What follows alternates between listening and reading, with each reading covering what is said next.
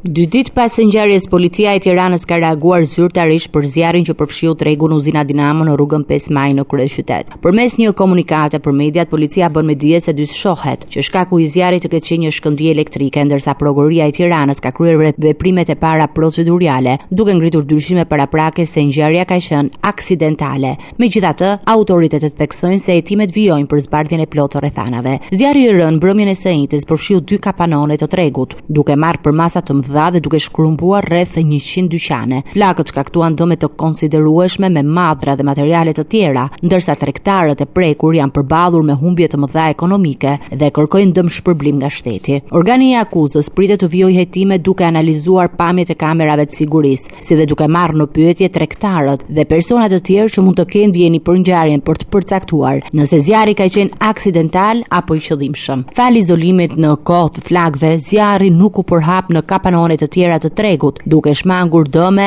edhe më të mëdha. Ndërkohë, një grup ekspertimi pritet të vlerësojë dëmin e shkaktuar, ndërsa mbetet e paqartë nëse tregtarët e prekur do të përfitojnë dëmshpërblim.